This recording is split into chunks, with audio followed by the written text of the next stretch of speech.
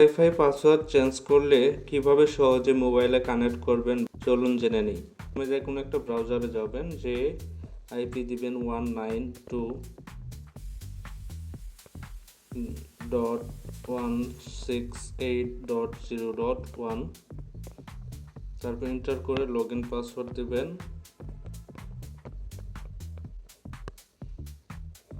পাসওয়ার্ডটা চেঞ্জ করে দিবেন।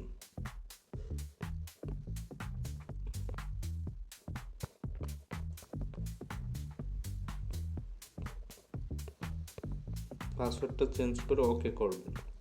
ওকে করার পর দেখবেন অটোমেটিক কানেক্ট হচ্ছে না, তখন এটা ফরগেট করতে হবে।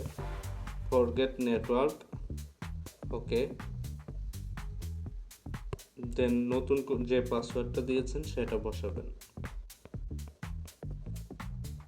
ডিসকানেক্ট হয়ে গেল। পরবর্তী ভিডিও পেতে অবশ্যই চ্যানেলটি সাবস্ক্রাইব করবেন। ধন্যবাদ।